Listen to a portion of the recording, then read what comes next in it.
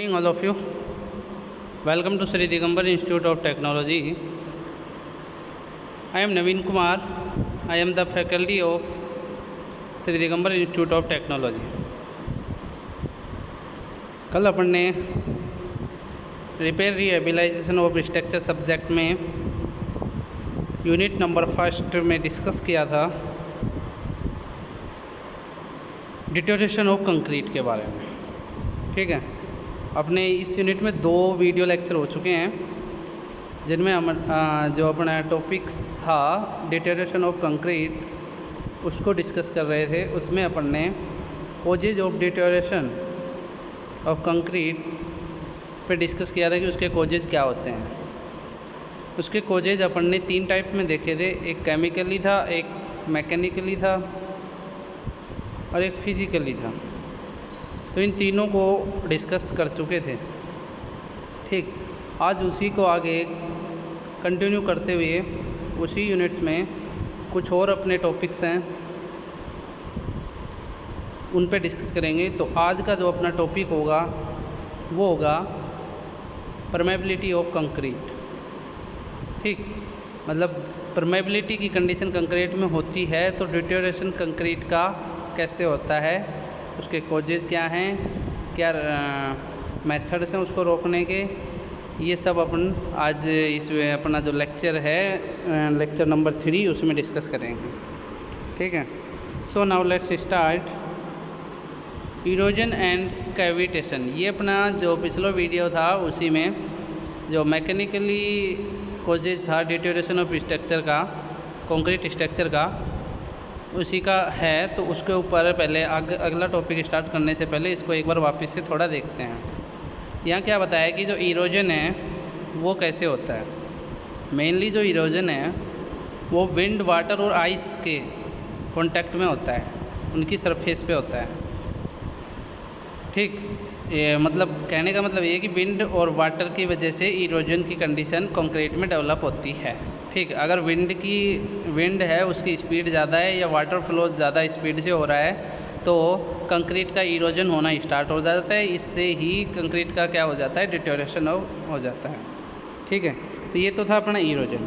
Erosion में देखो लिखा क्या है, erosion is a particular form of wear due to wind, water और ice which provokes the removal of speed, the content of hard dust particles and the quality of the concrete. ठीक है, ये तो था अपना इरोजन। इसी में जैसे कैविटेशन होता है वो क्या होता है, कैविटेशन मेनली होता क्या है कि जब वाटर जो फ्लो हो रहा है उसकी जो स्पीड है वो 12 मीटर पर सेकंड से अबाव है। कितनी, 12 मीटर पर सेकंड से अबाव है। तो उस वाटर की स्पीड से ही अगर वो जो कंक्रीट की सरफेस वो इरेगुलर सरफेस है, ठीक है, इरेगुलर सरफेस है, तो मतलब उसमें फ्रैक्शन की कंडीशन से वो कुछ डिटोरेशन हो चुकी है। तो उसी के ऊपर अगर वाटर फ्लो होगा, स्पीडली वाटर अगर फ्लो होगा, 12 मीटर पर सेकंड की स्पीड से अगर वाटर फ्लो होता है तो क्या होगा, उस जो वो रोड की सरफेस है वो इरोड हो जाएगी। ठीक, वो टूटने लगेगी। तो वो टूटेगी किसकी वजह से, वो कैविटेशन, वो ही उसमें क्या डेवलप होती है, कैविटेशन डेवलप होती है। देखिए, cavitation is a problem where following water is present, flowing water present है 12 मीटर पर सेकंड की स्पीड से। The high speed of the water together with an irregular surface where the water flow provoke turbulence and areas of low pressure and vertex will from which erode the substrate. ठीक है, देखिए अब जो ये erosion और cavitation है ये होते कैसे दिख रही है अपने को, इस 2 डायग्राम है इनमें शो किया है। ये देखिए सेग्रीगेशन जो फर्स्ट वाला है उसमें सेग्रीगेशन की कंडीशन है, segregation of the aggregate in concrete. Segregation की कंडीशन अगर कंक्रीट में प्लेस करने के टाइम पे अगर डेवलप हो रही है उसको अपन ने वाइब्रेशन नहीं किया है तो उसमें सेग्रीगेशन डेवलप हो जाता है। तो अब अगर इसी सरफेस पे अगर अपन वाटर फ्लो कराते हैं तो यहाँ पे कैविटेशन की कंडीशन डेवलप होगी। ठीक है, उस कैविटेशन की कंडीशन अगर डेवलप होगी तो उसी से अपना क्या होगा, डिटोरेशन ऑफ कंक्रीट हो जाएगा। अब ये देखिए इधर की साइड जो दूसरा डायग्राम है ये क्या बता रहा है, एक्सपोज रेनफोर्समेंट रोड इन कंक्रीट। ठीक, ये जो बार कंक्रीट के अंदर प्रोवाइड कर रखी है, अगर वाइब्रेशन अपना सही से नहीं हुआ या कंक्रीट रेनफोर्समेंट को कवर सही नहीं मिला तो क्या होगा, वो जो कंक्रीट है वो डिटोरेशन होके और जो रेनफोर्समेंट है वो अपने को दिखने लग जाएगा। फिर रेनफोर्समेंट अगर बाहर एटमॉस्फेयर के कांटेक्ट में आता है तो उसमें कोरोजन लग जाएंगे। ठीक है, अब देखिए आगे नेक्स्ट। ये तो था अपना अभी तक जो बैक पोर्शन था उस पर डिस्कस किया, उसका जो ये कॉजेज थे डिटोरेशन के उन पे ऊपर किया था। अब देखिए इसी में डिटोरेशन ऑफ कंक्रीट में ही एक और वजह है जिससे उसका डिटोरेशन होता है कंक्रीट का, वो है अपना एक परमेबिलिटी ऑफ कंक्रीट। ठीक है, अब अपन परमेबिलिटी तो जानते हैं, अपन ने सॉइल में पढ़ा है परमेबिलिटी क्या है।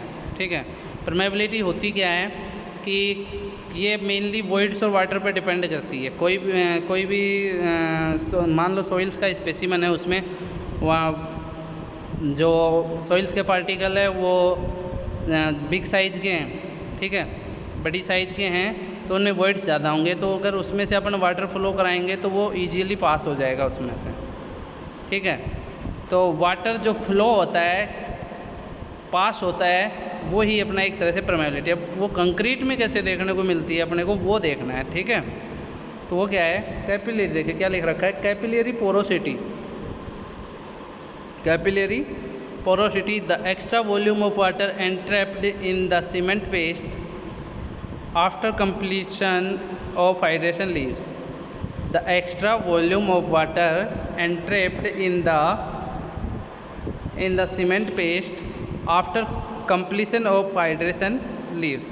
जब अपनी हाइड्रेशन की, जो सीमेंट में हाइड्रेशन की कंडीशन होती है वो अगर कंप्लीट हो जाती है, उसके बाद भी सीमेंट के पेस्ट में अगर वाटर अवेलेबल रहता है, ठीक है, वाटर अवेलेबल हो रहा है, वो पास नहीं हुआ है, तो वो किस वजह से नहीं हो रहा है, वो कैपिलरी पोरोसिटी की वजह से नहीं हो रहा है। ठीक है, वो वाटर जो सरफेस पे अपना बचा हुआ है, ठीक है, उसका फिर धीरे धीरे पास होना, वो ही अपनी एक तरह से परमेबिलिटी है कंक्रीट में।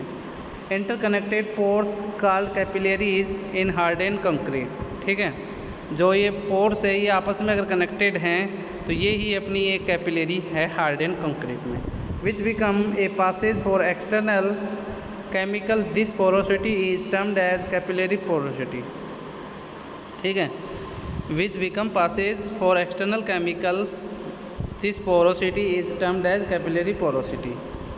ठीक, अब इनमें से जो केमिकली एक्सटर्नल केमिकली अगर पास होता है इन पोरस में तो वो ही अपना कैपिलरी पोरोसिटी। देखिए इस डायग्राम में अपने को शो किया है कि ये मान लीजिए कोई कंक्रीट का ब्लॉक था अपना। ठीक है, इसमें ये डिटोरेशन हुआ इसका। अब इन डिटोरेशन में ये डिटोरेशन हुआ है तो इसमें पोर्स हो गए, मतलब वॉइड्स आ गए। अब अगर इनके बीच में अगर वाटर फिलअप हो जाता है अपना, ठीक है, तो उस फिलअप होकर वो बाहर निकलता है वाटर, वही अपनी क्या है, कैपिलरी पोरोसिटी है। ठीक, अब ये कैपिलरी जो पोरोसिटी ये किस वजह से डेवलप होती है, ठीक है, causes due to high water cement ratio. अगर वाटर सीमेंट रेशियो है वो अपना अगर हाई है, मतलब वाटर की क्वांटिटी ज़्यादा है, तो ये कंडीशन डेवलप होती है कैपिलरी पोरोसिटी की। इनएडेक्वेट क्यूरिंग, क्यूरिंग के टाइम पे भी ये डेवलप हो सकती है। जैसे अपन ने क्यूरिंग ज़्यादा कर दी, ठीक, क्यूरिंग ज़्यादा कर दी तो वो वाटर सरफेस पे रहेगा, वो धीरे धीरे फिर पास होगा नीचे। अब देखिए यहाँ क्या बताया कि ये मान लो कोई भी अपना बीम का है ब्लॉक, इसमें ये बार दे रखा है। अब इस जो कंक्रीट है इसके ऊपर कवर लग रहा है, इसमें मान लीजिए डिटोरेशन हो गया। अब इसमें अगर वाटर ऊपर फिलअप हो रहा है तो ये क्या होगा, धीरे धीरे इसमें से पास होगा। अब ये धीरे धीरे इसमें पास होगा तो ये अपने किस में आएगा, बार के कांटेक्ट में आएगा।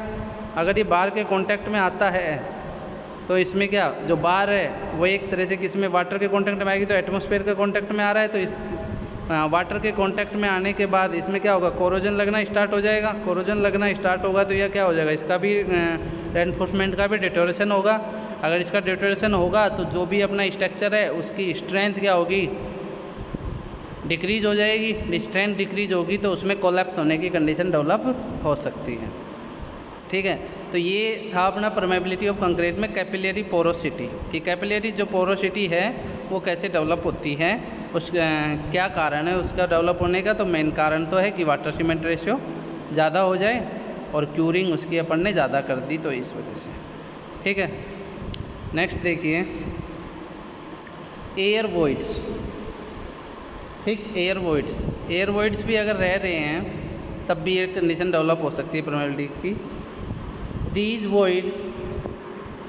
voids are much larger than capillary pores। जो ये voids हैं ये larger होते हैं capillary pores से due to inadequate compaction in the form of discrete air bubbles। due to inadequate compaction in the form of discrete air bubbles। ठीक है, देखिए अगर एयर वॉइड्स अगर अपने ज़्यादा अगर उसमें बच रहे हैं तो क्या होगा, उनमें वाटर फिलअप होगा। अगर वाटर उसमें फिलअप होगा तो क्या होगा, वाटर अगर उसमें फिलअप हुआ तो जो कैपिलरी की कंडीशन है वो स्टार्ट हो जाएगी, कैपिलरिटी स्टार्ट हो जाएगी।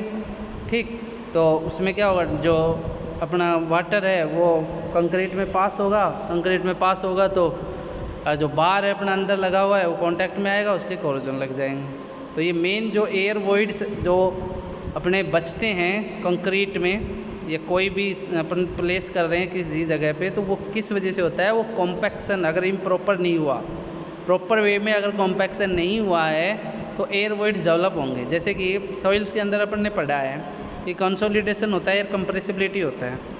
तो कंसोलिडेशन में होता क्या है, कंसोलिडेशन या कंप्रेसिबिलिटी क्या होता है, किसी भी चीज़ को कंप्रेस करना, ठीक है, उसको कंप्रेस करके सेटल करना। तो कंसोलिडेशन होता है, उसमें क्या होता है, अगर इनिशियली अगर अपन कंसोलिडेशन कर रहे हैं, इनिशियली फर्स्ट टाइम में अगर अपन प्रेस कर रहे हैं, फोर्स लगा रहे हैं, तो जो जितने भी वॉइड्स होंगे, एयर वॉइड्स होंगे, जो भी वॉइड्स हैं उनमें से जो एयर है वो उसका एक्सप्लोशन होगा।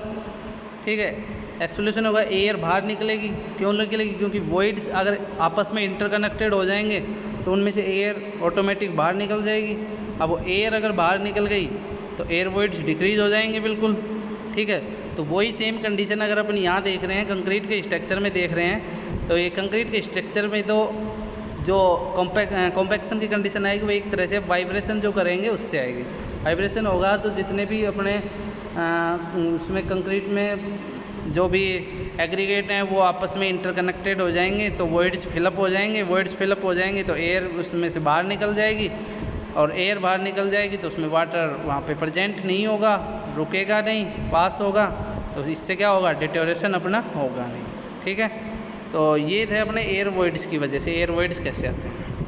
ठीक है, अब देखिए next, micro cracks. Micro crack, the crack which is less than 0.1 mm considered as micro cracks. कोई भी अपनी सरफेस होती है, कंक्रीट की सरफेस है या फिर अपनी रूफ होती है, मेनली जो घर में जो रूफ होती है, जो अपनी ऊपर वाटर की वजह से उसमें क्रैक्स आते हैं, तो वो जो छोटे क्रैक्स होते हैं, कितने साइज, 0.1 mm, 0.1 mm तक की साइज़ के जो क्रैक्स होते हैं उनको बोलते हैं माइक्रो क्रैक्स। ठीक, तो ये कुछ इस टाइप के जो क्रैक्स डेवलप होते हैं, हमने मेनली देखा होगा। ये जो क्रैक्स हैं ये अपने किस में आते हैं, माइक्रो क्रैक्स में। ठीक है, उसके बाद है कोजेज। ये किस वजह से होते हैं, loading effect, weathering, initial care and after care. ये जो डेवलप होंगे ये लोडिंग की वजह से। देखिए लोडिंग की वजह से ये कोई है, ठीक, कोई भी अपना बीम है, मान लीजिए ये बीम था अपना, इस बीम पे अगर यहाँ लोड लगाया, ठीक, यहाँ लोड लगाते हैं, तो इसमें अगर स्टार्टिंग में लोड लगाएंगे तो ऐसा तो है नहीं कि वो स्टार्टिंग से ही टूटना स्टार्ट हो जाए। सबसे पहले उसमें क्या डेवलप होंगे, कुछ ऐसे ही क्रैक्स डेवलप होंगे, छोटे होंगे, फिर थोड़ा बड़ा होगा, मतलब एक तरह से अपने को वो वार्निंग देता जाएगा कोलैप्स होने से पहले, तो वो क्रैक्स आएंगे। तो क्रैक्स किससे आए, इस लोडिंग की कंडीशन से आए। भाई लोड अगर अपन ने ज़्यादा लगाया तभी तो ये क्रैक्स आए। तो ये क्रैक्स जो हैं ये स्टार्टिंग में क्या होते हैं, छोटे होते हैं बिल्कुल। तो ये जो छोटे होते हैं 0.1 mm तक, 0.1 mm तक, तो वो क्या है, अपने माइक्रो क्रैक्स हैं। फिर जैसे ही लोड और इंक्रीज होता है तो इनकी क्रैक्स की साइज़ बढ़ती जाती है। अब ये क्रैक साइज़ जैसे ही बढ़ती जाएगी तो ये कोलैप्स की कंडीशन में आता जाएगा। ठीक है, फिर ये धीरे धीरे कोलैप्स हो जाएगा। अब जैसे ये बीम का मैंने आपको एग्जांपल दिया, ये जैसे कंक्रीट है, ये भी एक मेथड पे डिपेंड है। कई तो क्या होता है कि एक जो मतलब ये कंक्रीट डिज़ाइन करते थे, अब ये आरसीसी की होती है कंक्रीट स्पेशली, तो ये अपने आरसीसी में एलएसएम चलता है एक, और एक डब्ल्यूएसएम चलता है, ठीक है। मतलब लिमिट स्टेट मेथड चलता है एंड वर्किंग स्टेट मेथड चलता है, ठीक। तो लिमिट स्टेट मेथड से ही अपन क्या करते हैं, डिजाइनिंग करते हैं। अभी जो करंट टाइम में ज़्यादा जो यूज आता है अपने, अभी जो अपनी सिविल इंजीनियरिंग में, वो लिमिट स्टेट मेथड यूज आता है। डब्ल्यूएसएम एक ओल्ड मेथड है। तो इन दोनों में डिफरेंस क्या है? इन दोनों में डिफरेंस यही है, जैसे ये क्रैक्स जो आए हैं यहाँ पे, ये अपने को इसी में लिमिट स्टेट मेथड में दिखेंगे। क्यों दिखेंगे? क्योंकि लिमिट स्टेट मेथड किसी भी चीज़ को कोलैप्स करने से पहले वो वार्निंग देता है। तो वो वार्निंग किस रूप में देगा अपने को? वो ये क्रैक्स जो डेवलप हो रहे हैं, इनको ये डेवलप होंगे, इनके रूप में ही अपने को वार्निंग देगा वो, ठीक है। जो क्रैक्स हैं वो डेवलप हो रहे हैं, तो वो क्रैक्स किस में होते हैं? वो एलएसएम मेथड की वजह से क्रैक्स उसमें आ रहे हैं। एलएसएम मेथड से अगर अपन ने इस कंक्रीट को डिज़ाइन किया है, आरसीसी को डिज़ाइन किया है, तब ही वो अपने को वार्निंग देगा, मतलब तभी उसमें क्रैक्स आएंगे। और डब्ल्यूएसएम में क्या होगा? डब्ल्यूएसएम में अगर अपन ने लोड लगा रखा है तो वो कोई अपने को वार्निंग नहीं देगा और वो कोलैप्स हो जाएगा। जैसे अपने घर में बीम होती है, बीम लगा रखी है, इस बीम में जैसे कोई भी ये बीम है घर पे, वो ये कभी भी नहीं होगा अगर उसके ऊपर लोड ज़्यादा भी आ गया तो वो अचानक टूट के नीचे नहीं गिर जाएगी। वो अपने को थोड़ी सी झुकी हुई दिखेगी, या तो थोड़ा बहुत उसका झुका हुआ दिखेगा, डिफ्लेक्शन की कंडीशन दिखेगी, या फिर थोड़ा बहुत वो उसमें क्रैक्स आएंगे, या तो क्रैक्स डेवलप होंगे, ठीक। क्रैक्स वगैरह आएंगे तब अपने को पता चलेगा। तो वो सब चीज़ लोडिंग पे और ये एलएसएम मेथड पे डिपेंड करती है। तो यहाँ जो अपना माइक्रो क्रैक्स है वो इस एलएसएम मेथड में ही डेवलप होते हैं, ठीक है। एलएसएम मेथड की वजह से डेवलप होते हैं, ठीक। अब ये जो दूसरा जो दिखा रखा है, ये भी माइक्रो क्रैक्स है। ये कोई भी एक जैसे सर्कुलर शेप में कंक्रीट का ही ब्लॉक है, उसको अपन ने ऊपर से कोई भी लोड लगाया या कंप्रेस किया या इम्पैक्ट किया थोड़े से हैमर से, तो उसमें जो क्रैक्स डेवलप होंगे वो कुछ ऐसे डेवलप होंगे। तो ये भी अपने किसी में आते हैं, माइक्रो क्रैक्स में आते हैं। देखो ये लोडिंग की वजह से माइक्रो क्रैक्स आए। फिर वेदरिंग। अब वेदरिंग का जो केस है, देखिए वेदरिंग का केस मतलब ये अपने टेम्परेचर पे डिपेंड करेगा। टेम्परेचर अगर इंक्रीज और डिक्रीज हो रहा है, या फिर ड्राई की कंडीशन आ रही है या वेट की कंडीशन आ रही है बार बार, तो उसकी वजह से जो क्रैक्स डेवलप होंगे, मतलब टेम्परेचर इंक्रीज हो रहा है, डिक्रीज हो रहा है, तो वो जो क्रैक डेवलप होते हैं वो भी माइक्रो क्रैक में आते हैं। जैसे कि ये अपने को दिखा रखा है, ये वाले क्रैक्स, ठीक ठीक। Initial care and after care.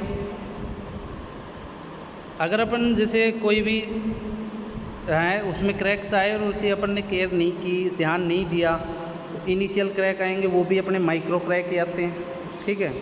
और एंड आफ्टर क्रैक केयर, और बाद में जो केयर करते हैं तब भी वो अपने को वही दिखेंगे अगर लोड ज़्यादा नहीं आया तो उसमें, ठीक। तो मेनली जो माइक्रो क्रैक्स है वो डेवलप किससे हुई है? लोडिंग इफेक्ट से और वेदरिंग से, ठीक। और initial care and after care से। अब देखिए नेक्स्ट, सॉरी अब नेक्स्ट अपना मैक्रो क्रैक्स। मैक्रो क्रैक्स क्या है? The cracks is between 0.1 to 0.3 mm। मतलब यहाँ तो अपना क्या था 0.1 mm था, तब तो अपने माइक्रो थे। मैक्रो में 0.1 से कितना हो जाएगा? 0.3 mm तक के अगर क्रैक्स हैं तब वो अपने माइक्रो क्रैक्स में आते हैं। अब ये आते किसकी वजह से है? Improper placement of concrete. Improper अगर प्लेसमेंट किया, कि प्रॉपर वे में प्लेसमेंट नहीं किया कंक्रीट का, तब ये आते हैं, ठीक है। मतलब प्रॉपर वे में भी अपन कैसे देख सकते हैं? जैसे मान लीजिए नीचे अपन ने कहीं पे भी कंक्रीट प्लेस की, रोड सरफेस मान लीजिए, अगर रोड सरफेस पे अपन ने पहले स्टोन्स की या एग्रीगेट्स की कोई लेयर नहीं बिछाई और डायरेक्ट जो अपनी सॉइल्स है उसके ऊपर ही अगर अपन डायरेक्ट ये बिछा रहे हैं, प्लेस कर रहे हैं कंक्रीट, अगर वो प्लेस कर रहे हैं तो वो क्या होगा? वो रुकेगी तो है नहीं, टूटेगी। तो टूटेगी तो वो कुछ क्रैक्स आएंगे पहले उसमें, तो वो जो क्रैक्स आते हैं वो कुछ इस शेप में आते हैं, इतनी साइज़ में आते हैं, और साइज़ कितनी होती है 0.1 से 0.3 mm के बीच होती है। ठीक है, इसके कॉजेज क्या है? Improper placement of concrete. ठीक, दिखेंगे कैसे? ऐसे कुछ दिखेंगे। अब देखिए जैसे ये अपने को दिखा रखा है यहाँ पे, लोडिंग की कंडीशन हुई यहाँ। ठीक, स्टार्टिंग में जो क्रैक्स आएंगे वो कुछ माइक्रो शेप में आएंगे। ठीक, फिर वो इंक्रीज होगा इंक्रीज होगा इंक्रीज होगा मैक्रो क्रैक में। और देखिए ये जो क्रैक्स दिख रहे हैं ये अपने क्रैक्स की कंडीशन, ऊपर वही प्लास्टिक की कंडीशन है, इसमें प्लास्टिक जोन है, नीचे भी प्लास्टिक जोन है, लेकिन क्रैक्स कहाँ हो रहे हैं? यहाँ डेवलप हो रहे हैं बीच में। और माइक्रो क्रैक्स स्टार्टिंग में जो क्रैक्स होता है वो अपना माइक्रो क्रैक्स से ही स्टार्ट होता है। ठीक है, तो ये थे अपने माइक्रो क्रैक्स में। नेक्स्ट देखिए डैम्पनेस।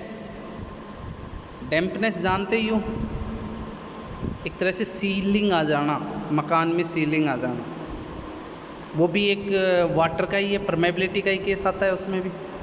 तो वो क्या है देखिए, dampness is the presence of unwanted moisture in the structure of A residential और कमर्शियल बिल्डिंग। ठीक है, dampness is the presence of unwanted moisture in the structure of A residential और कमर्शियल बिल्डिंग। मतलब जो डैम्पनेस मॉइस्चर है, moisture जो develop हो जाते हैं अपने रेजिडेंशियल और कमर्शियल बिल्डिंग में, किसी भी वजह से मॉइस्चर डेवलप हो जाए, जैसे भाई बारिश ज़्यादा हुई है तो नीचे पानी अगर कहीं पर रुक गया, अब उसके रुकने के बाद उसकी जो साइड में दीवार है उसमें क्या आएगी? डैम्पनेस आएगी, सीलिंग आएगी। ठीक है, तो वो ही अपनी क्या होती है? डैम्पनेस। कॉजेज क्या है? Use of poor quality bricks which ultimate absorb a lot of water. ये मेन जो डेवलप भी होती है वो किससे हो सकती है? जैसे अपन ने सेकंड क्लास की ब्रिक यूज़ की जिसका वाटर एब्जॉर्प्शन की लिमिट ज़्यादा है, 20% नहीं है उसकी, उससे भी ज़्यादा है। फर्स्ट क्लास ब्रिक होती है उसकी 20% वाटर एब्जॉर्प्शन की कैपेसिटी होती है, लेकिन अगर अपन ने इससे ज़्यादा सेकंड क्लास या थर्ड क्लास की ब्रिक्स यूज़ की है तो वो क्या करेगी? वाटर एब्जॉर्ब ज़्यादा करेगी।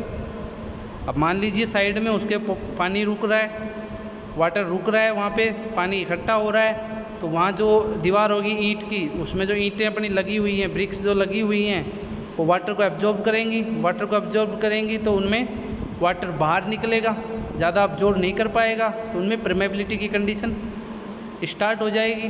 परमेबिलिटी स्टार्ट होगी तो वाटर बाहर निकलेगा तो वो अपने को जो वाल है उसकी सरफेस पे दिखेगा। ठीक है, तो ये थी अपनी डैम्पनेस। और दूसरा किस वजह से? Moisture entrapped during construction. जो मॉइस्चर होते हैं ना एंटर ड्यूरिंग कंस्ट्रक्शन के दौरान जो अपने मॉइस्चर आ जाते हैं, वाटर जैसे क्यूरिंग की है तब आ जाएं, या फिर साइड में कोई काम चल रहा है या पानी वाटर चल रहा है, वाटर जैसे रेन वाटर आ रहा है वाल की दूसरी साइड में, तब आ सकते हैं। ठीक है, ये था अपना डैम्पनेस। नेक्स्ट है सीपेज में भी जैसे वही डैम्पनेस आया है, ऐसे ही सीपेज की कंडीशन है। तो ये कैसे आती है देखिए, the slow escape of a liquid और गैस थ्रू पोरस मटेरियल और small holes. The slow escape of a liquid और गैस थ्रू पोरस मटेरियल्स और स्मॉल होल्स जो हैं या मटेरियल में से वाटर या लिक्विड या गैस का पास होना पोरस में से, वही अपनी सीपेज की कंडीशन डेवलप होती है। जैसे अपने को ये डायग्राम में दिखा रखा है, ये सीपेज है, इसके साइड में कोई भी जैसे कैनाल जा रहा है या फिर कोई भी नाला जा रहा है, तो उसकी वजह से देखिए होते किसी लीकेज इन ड्रेनेज पाइप कोई लीक हो गया साइड में, उसकी वजह से हो जाएगा। Less maintenance of waterproof course है, उसकी मेंटेनेंस अच्छे से नहीं हो रही है, टाइम टू टाइम नहीं हो रही है, तब भी ये डेवलप हो सकता है। ठीक है, तो ये थी अपनी permeability of concrete, deterioration of concrete structure में। ठीक है, तो देखिए आज अपन ने क्या स्टडी किया है। परमेबिलिटी ऑफ कंक्रीट था, उसमें कैपेबिलिटी राइज किया, वो किस कंडीशन में होती है? कुछ ऐसे होती है, ये इस डायग्राम में जो अपने को बताया। फिर था एयर वॉइड्स अगर फिलअप नहीं होते कॉम्पैक्शन की वजह से, इम्प्रॉपर कॉम्पैक्शन होता है तब एयर वॉइड्स आते हैं। फिर था माइक्रो क्रैक्स डेवलप हो जाएं जिनकी साइज़ है 0.1 mm। फिर द मैक्रोक्रैक्स की साइज़ होती है 0.1 से 0.3 mm। डैम्पनेस जो वाटर जो है वो ईट में फ्रिक्स में से पास हो। सीपेज की कंडीशन, सीपेज हो रहा है, वाटर कोई भी ड्रेनेज है, पाइप से वो लीक हो गया तो सीपेज की कंडीशन आ जाती है। ठीक, thanks for watching my video. Okay.